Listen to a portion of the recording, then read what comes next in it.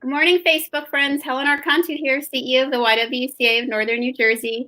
So happy to have some time with you today. It's Thursday, which, as you know, if you're a YWTV viewer, is our Share the Mic Now show, which we're very excited about. But before we jump into it, I just have to say, obviously, yesterday was a historic day for our country. And, no matter who you voted for, I would hope that everyone watched and listened to the speeches and listened to the sentiments and listened to our amazing poets that shared with us, and really just embraced all the amazing firsts that came with the history yesterday. Our first with our vice president, our first with this, amazing young poet that we heard, our first with this most diverse cabinet that we have seen in the history of our country that we're moving forward with in terms of our leadership. So I hope it's a time for unity. I hope it's a time for us to come together. But it was amazing to witness history, amazing for me to witness it with my children and, have them grow to know, especially my daughter, that she can be vice president of this country someday. And of course, it's meaningful for our conversations for Share the Mic Now, because we know that our new vice president also is the first, not only the first female, but the first Black female and the first Asian American female who is in office of that stature of a U.S. vice president. And, for all of our communities, what an amazing moment collectively.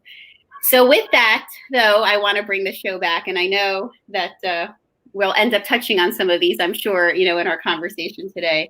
As you know, Share the Mic Now is about amplifying voices of Black women in our community. That's how the YW has chosen to showcase with this wonderful platform that we have. And today we have an amazing woman to talk with. And I had the opportunity to work with her recently through our years of partnership with the Teaneck International Film Festival. Tonya Lovelace, who is president and CEO of Lovelace Consulting Services Inc. We met because she moderated the panel that I was on for Belly of the Beast, which is a amazing film that we talked about here on YWTV. And we were so proud to be part of the co-sponsor, and I was so proud to be with such amazing women on the panel. And Tonya so expertly led us through that conversation. But now we're turning the tables on her, and now she gets to be the focus of our conversation. So let me tell you a little bit about Tonya. She is a global intersectional leader with 35 years experience as a community organizer and a movement maker. She is president and CEO of Lovelace Consulting Services Inc., an independent consulting firm that provides high-level consulting, needs assessments, facilitation, coaching, technical assistance, and training to individuals, organizations, and systems looking for social, political, and professional transformation. Her firm is dedicated to creating inclusive policies and environments and providing vital support to those frequently overlooked. Current and recent clients include Global Men Engage, Safe Sister Circle, North American Men Engage Network, Black Women Blueprint, and the Teaneck International Film Festival. And so with that, viewers, welcome Miss Tonya Lovelace. Oh, thank you so much, Helen. I think that's it. I don't know what else we need to say. You've already done my bio. You already provided such a great intro today. So I mean, and really to me, the only thing I just want to just say is, new day. Like that's how it feels today. And so that's how I'm feeling today. Yeah, look, every presidency has a different energy and a different feel to it, so the reality of it is, we all woke up with a different energy and feel today for sure. I am, and I don't think that's the end of it. I think we'll end up going back and talking about it again. But what I do want to talk about to start is, I want to talk about your consulting firm. Tell us a little bit about your firm. And I mean, you were doing such amazing work Tell us about what you're achieving through it and what your goals are. Yeah, so the work that I do is really a culmination of little bits and pieces of professional expertise and community-based expertise that I have accumulated throughout the years. Um, I really sit down and work with individuals, organizations, and systems to really assist them with social, political, and organizational transformation. The goal is to really help people transform to get to the next level of wherever they want to be. Um, and I leave it open-ended that way, mainly because as I'm working with organizations, folks come to me for various different needs. It's just so interesting. So I thought that it was going to be very, sort of straight lined, diversity, equity, inclusion type of work, right? But people are needing organizational, they're needing, organizational planning work, strategic planning work. Um, they are needing support and coaching for individual staff. They are really seeking, many organizations are seeking like an academic approach where they really want to tell us about racism from beginning, from here to here, and help us see what is what is the way towards decolonization, right? How did colonization start? How do we decolonize? So I'm finding myself doing a number of different things, but I think it all lands in the same place of transformation.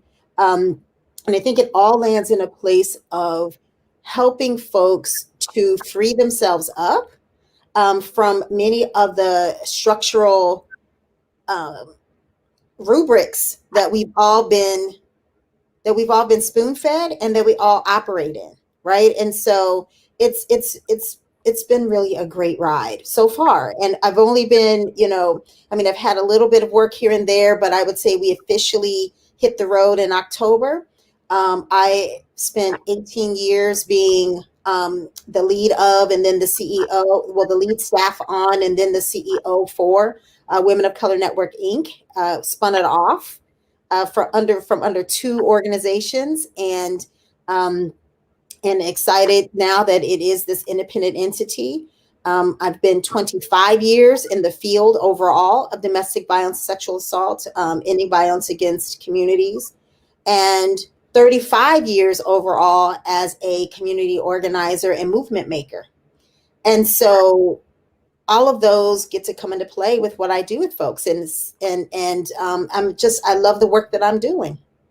Well, as they always say, right? I guess the saying is, if you love what you do, you'll never work a day in your life, right? So, yes, I feel like that's exactly right. I mean, when I was kind of a company person, right? Being, kind of checking in, sort of clocking in, clocking out, which I pretty much have been all my life that I've been a worker, right? And so I've always worked for someone, and there's always been like a check off. Whereas now, as this independent worker, it's and this consulting work, it's various pockets of projects that I do with individuals. And to me now, I measure a good day by absolutely, was it a day where I didn't feel like I actually worked? That's a good day. Whereas previously it was just, do I get to go to bed without one more thing? Like that was how I measured my life before on whether it was a good day or not. Yeah. So I really like the freedom of this space. It doesn't mean I'm going to always sit in this independent space only, but it is my exclusive work right now. And it is an interesting ride. Well, I think, all of our lives take lots of twists and turns on the path, right? And you never really, all of our moments lead us to where we are and where we sit in this present moment. So clearly you're where you're supposed to be for now. And how grateful we all are that you're there, because I know that, you're, from my contacts with you, I know you're having definitely an impact in your way. So I have to ask you, especially, after, and I knew, and now they all know the history. I mean, we know what you're doing today, but, the history and all the work that you've seen and been touched with. It's a heavy question. What did seeing our new vice president get sworn in yesterday mean to you? You know, it just meant the whole world to me. Anytime I see, Black women break another barrier, shatter another, glass ceiling, and often doing it, not just being the first Black person, but the first Black woman. It's, either way, but usually, having that intersectional impact is always so gratifying. And and it's just one more moment of being seen in ways that we already know for ourselves who we are. Um, and yet, the impact that we have always had, right? The spaces we've always forged, the journeys we've always set out on, that others out of, and often just out of necessity, but taking those spaces, we do that every day in our lives. So when it becomes visible in that way, it's gratifying. It is pure validation. I wore my pearls yesterday. She's a member of Alpha Kappa Alpha. I'm a member of Delta Sigma Theta sorority, and the Divine Nine. So many of us had our pearls on, but I was so delighted to see so many people across so many communities wearing pearls.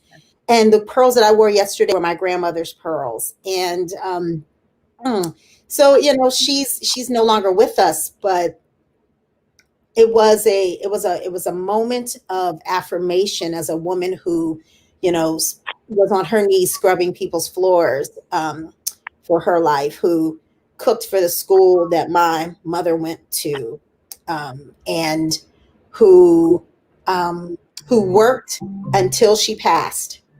Right? Practically, I would say practically. I would say she worked practically until Alzheimer's and other things kicked in. That to be able to I wore them and was thinking about her and my other grandmother and grandmothers who must have been and would be very proud of seeing something such as that. And so, yeah, it meant a lot. It meant a lot to be texting back and forth with family. It meant a lot to see so many people in my community united in this one singular moment. It always means a lot to see that.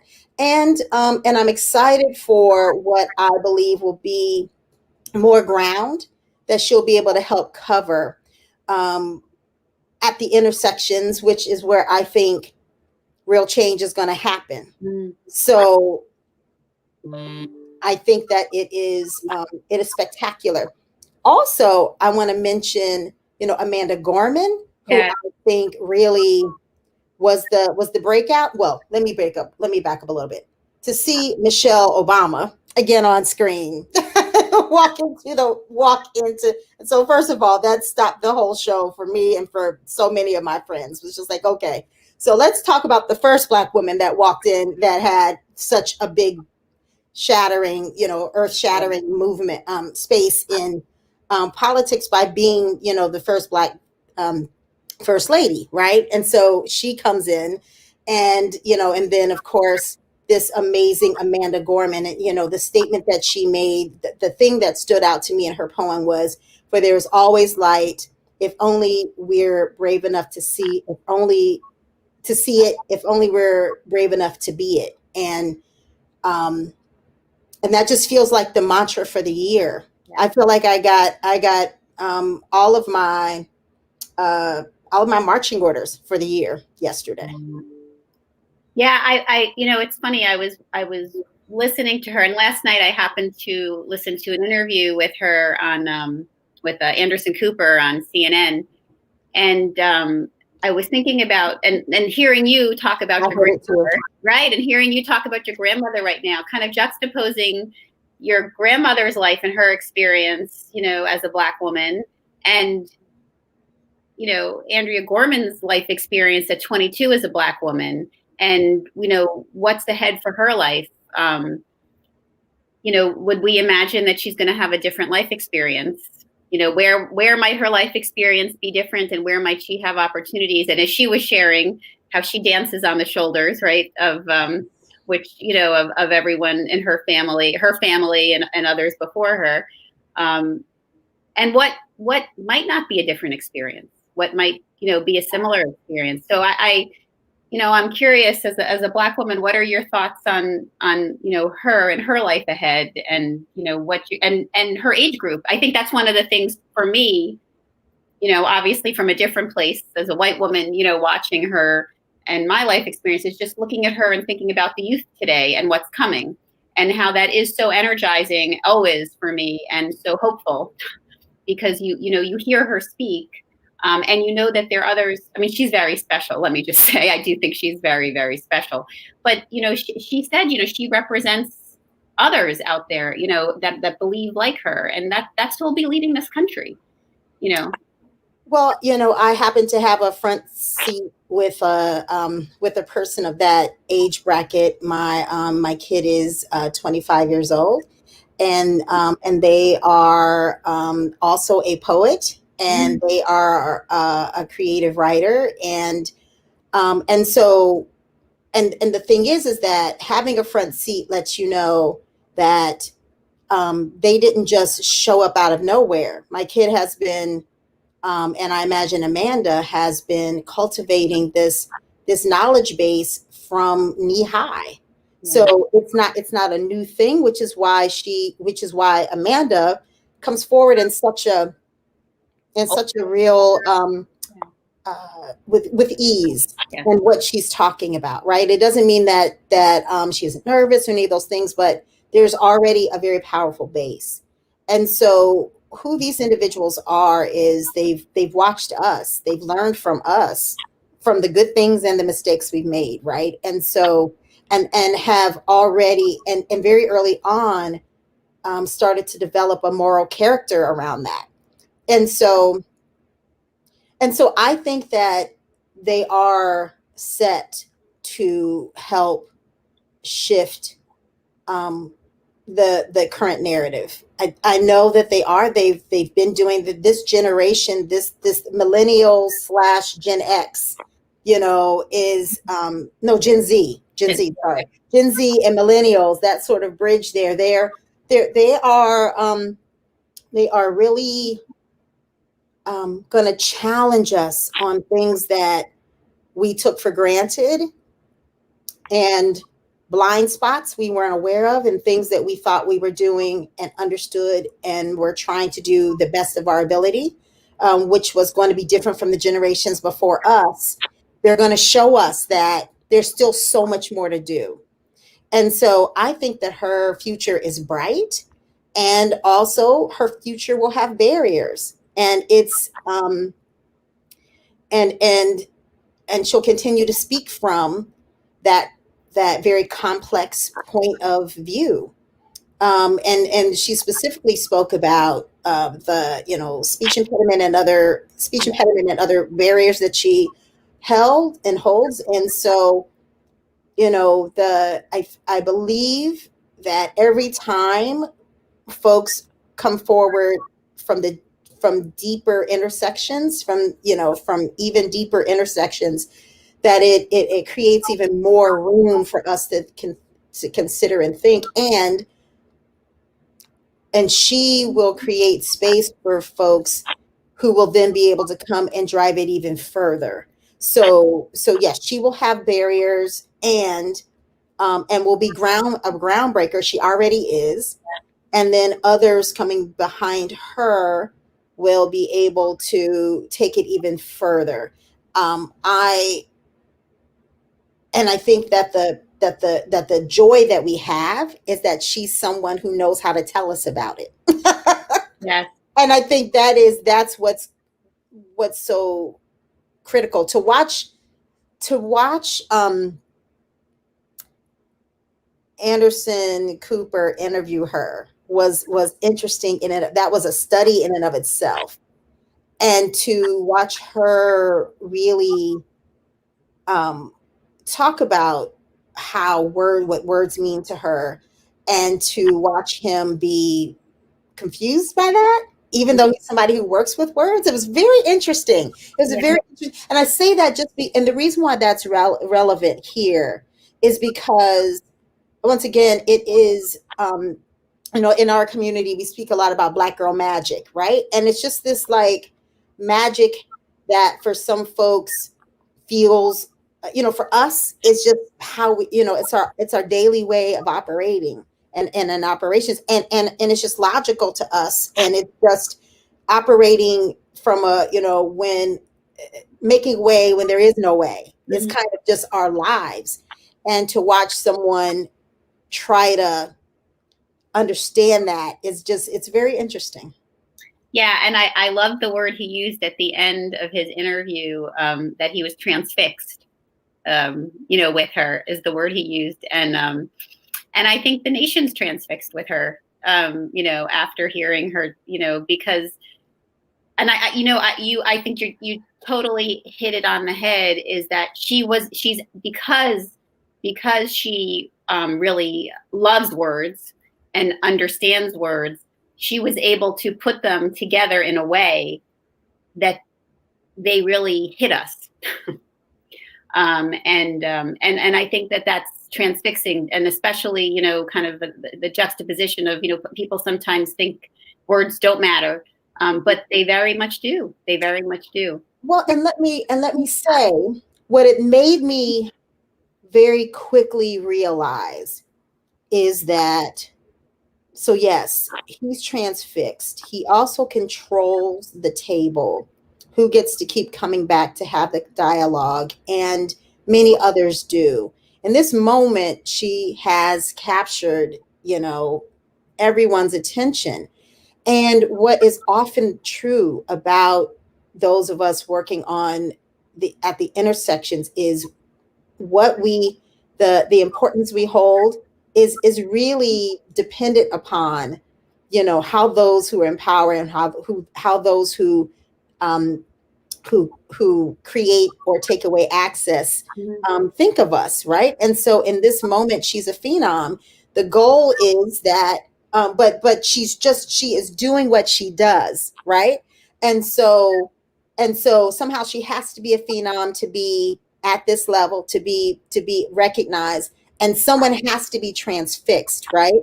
And then there becomes a point where does that moment of being riveting continue or not? Right. Black women have been continuously measured upon whether someone is transfixed by us or not. And if we in any way step outside of that framework, or muddy it in any way, or say something that isn't palatable to you in that moment, we will not be often given access again, or will be maligned, or will be relegated to certain spaces, right?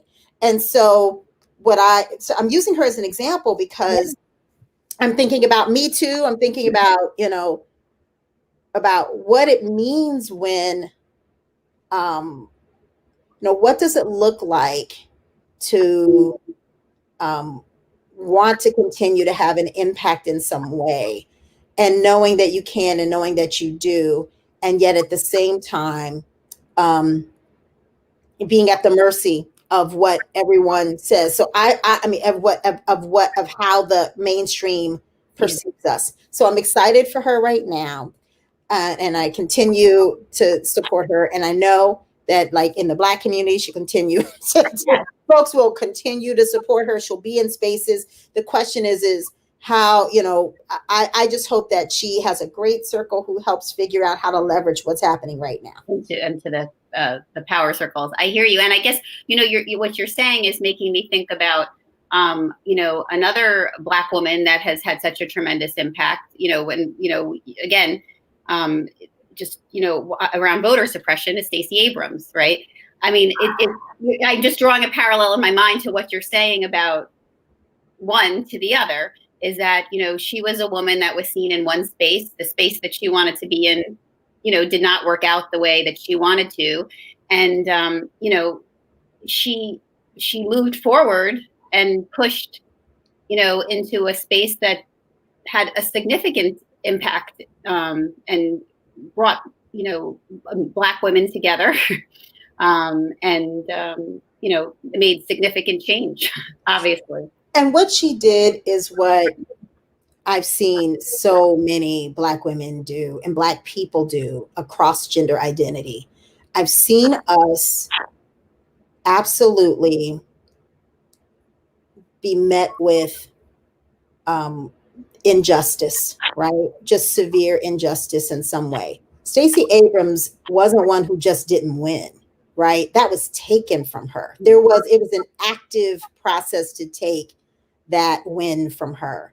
And so, or the potential of winning from her. And so, and people, and like you said, voter suppression in and of itself is an approach. And it's not just voter suppression, it's suppression across communities. Suppression is operating every single day in our lives. And so what she showed us in real time is what it looks like to double back and say, okay, you said this. Well, let me just gather people. Let me gather voices. Let me work at the deepest of the intersections, and let us show up in number, and let us show up in a way that cannot be denied. And then she took that back. So what we saw was real vindication, and really we saw Stacey Abrams get justice for herself. And the thing is that I think a theme that I have understood for Black women since I was 19 years old, taking my first women's studies course. And on that same day, there was a white professor who said, you asked us to all look at each other and told us to really be aware that, first of all, we are all women, which had not been called a woman really at 19. Mm-hmm. And then some of you are Black women, and that meant something really important. And to look around and made us really understand that there were going to be, and that we were women of color, and there were other women of color in there, and for us to understand that there would be white women in that space who in other spaces will create barriers for us. That what I've understood from that point on is that since that's going to happen, since whiteness has been constructed in a way that is as a consistent and constant barrier, no matter where I'm going to be, even in this women's space, mm-hmm. right? That I'm going to have to forge and create justice for myself. I joined along with a friend, and we created Sanctuary, a support group for women of color, and we did that because sitting in that class made me understand why suddenly a lot of dots connected about why I felt so isolated on this majority white campus, why I felt like I was an outsider, and also illuminated a lot of gendered experiences for me as well. And so as a woman of color in that moment, I realized that the people I needed to be with were women of color, and we created a space for that. And since then, I've just been doing that. That's what I do. And that's what I find folks like Stacey Abrams and others do. We look to each other and to allies as well, and make a way out of no way. That's what we do. Yeah. Well, it's interesting. We've had a few guests on the show talk about historically Black universities and colleges.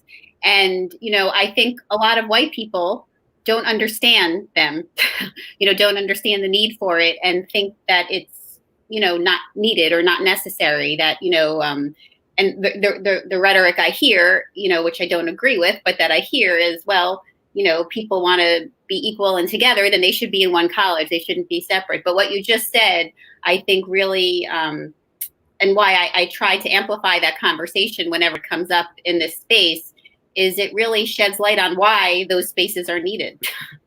Well, what the importance of it. It does create a space where you're surrounded by women, in the space that you've created, that live your life experience. And so that you can together heal and grow in a way that you're not fighting the whiteness or the other barriers that are put around you. Well, so you said a whole lot, and I completely agree. I mean, and the reason why I say that you said a whole lot, because you made me think about some things that I was thinking about in preparation for this. But the first thing I want to say is yes and yes, right? I appreciate the understanding around historically Black colleges. I did not attend one, right. And I didn't because there was one a half hour from my home in Ohio, two a half hour away from my home, and my guidance counselor was actually a Black guidance counselor, steered me away from that, said, well, you're actually it was basically like I was smart enough to be in these other spaces. And at the time, I don't think I fully understood what was happening. So Miami University of Ohio was perceived as, a public Ivy university. And it was the only college I really applied for. I got in, but it was the only college I applied for. And it was the one really that my guidance counselor really felt that I should go to because it was like a top honors, school. And then later on, I started my brother, as I'm graduating from college, my brother is going to Central State University, which is one of the two historically Black colleges. And I was so envious of him that, that he is doing this. And then not long after that, I got my master's in Black Studies and started teaching at Central State University and working in the admissions office. So I recruited folks to attend, and then I was teaching the first Black Women's Studies course that they had. I wrangled some people and asked some folks, and they let me teach. And so, and I've taught at several universities since, but that was, but being at the historically Black college, there is a certain scholarship and approach and environment and experience that one gets as a Black person on a certain validation and affirmation. I live near Howard University, and even though I didn't go there, I still feel like I'm a part of that tradition and that space, just by virtue of being a part of the culture, and it means a lot. And then when you mentioned, though, that going to those campuses creates an environment where you don't have to deal with, where you can sort of get away from or to be in study without having to manage these relationships with being, on space with white people, so to speak. I do think that it creates an environment where yes, that can happen, but at the same time, to be real clear, I think that it does create that environment for folks to have to focus on themselves, to center themselves, to prioritize Black people and themselves as Black people.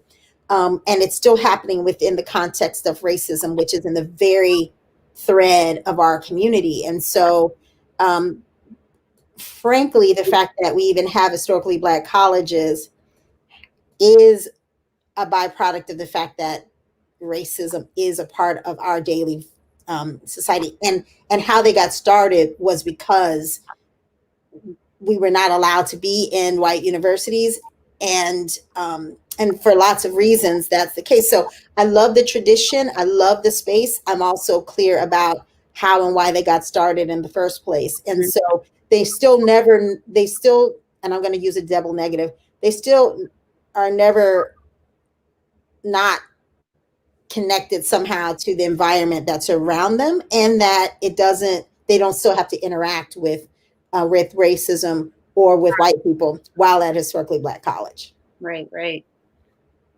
Well, we've been talking a long time, but I would really be remiss in letting us leave each other at this moment. And I have to say, this is another one of those conversations that I feel like we need a 2.0 conversation to come next after it. But you talked about your work in the past and working with sexual violence and domestic violence.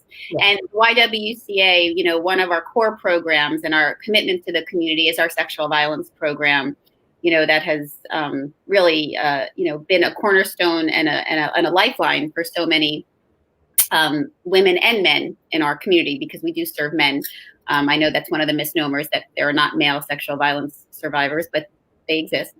But I just would want to just take a moment to think about the conversation we're having about racism and sexual violence and survivors, and working through what's happened to them, to try to heal, and then have this other piece as well that they're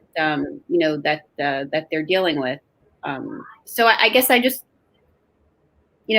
wondering what you have to share about that space, about kind of that intersection of sexual violence and racism, and what a Black person who's experienced that kind of trauma, what that experience is like, and how it may be different, and what they have to work through. So, as a child sexual assault survivor, and a survivor of domestic violence, and a survivor of teen dating violence and bullying and child abuse, I have experienced lots of forms of abuse, and to say that that for survivors of sexual assault, that we are experiencing that and grappling with that against the backdrop of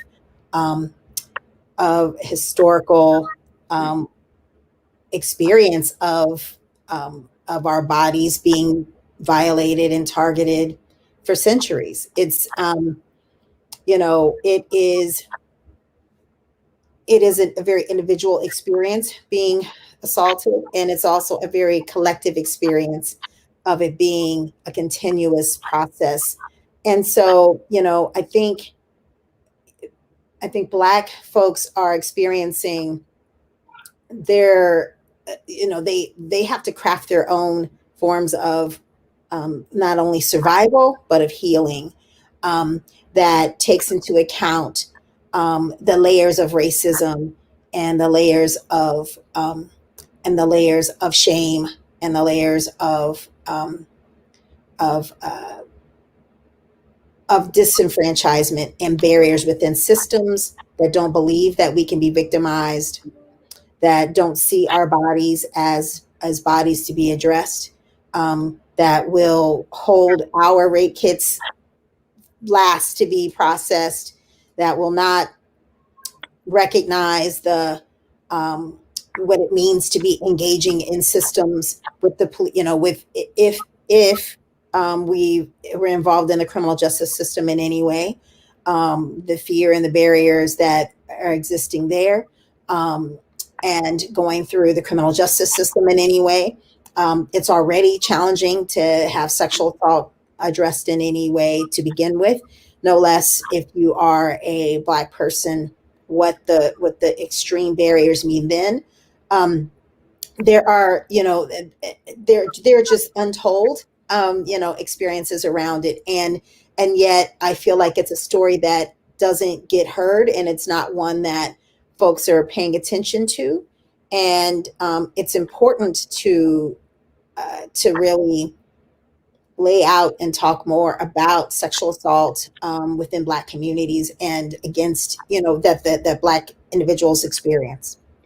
Yeah, I really appreciate you saying that, because I do know, again, it is obviously a personal experience, but I feel, especially when, we have so many clinical staff working,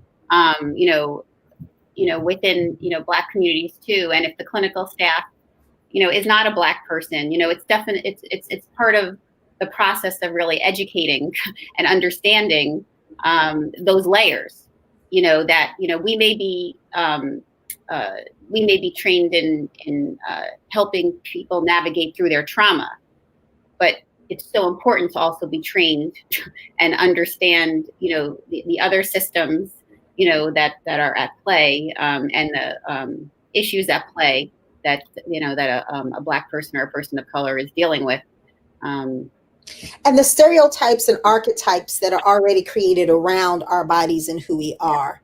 So that when we are in some space talking about being sexually violated, that that the fact that our bodies have been at the whim of folks for so long, and the perception that we have willingly given up our bodies. So the narrative has had to be that we are hypersexualized and over sexualized.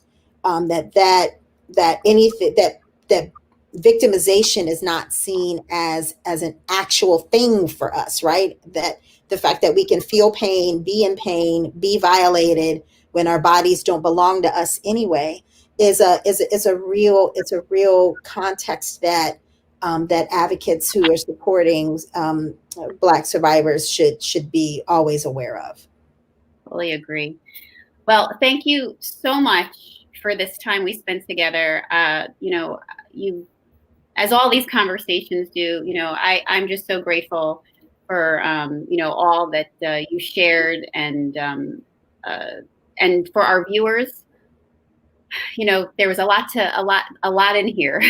There was definitely a lot in here in this discussion, and so grateful to Tonya that she came and shared with us. If there's someone in your life that you wish had seen this conversation, please consider sharing it. You can do that very easily by either sending it to one person through Messenger. You can share it onto your Facebook page. You can copy the link and email it out. These are really important discussions to share with our community. And this one, as the ones prior, have so much to help us learn and understand. And that hope that we felt, hopefully, waking up this morning. These are the conversations that are going to move us from hope into a different reality, for sure.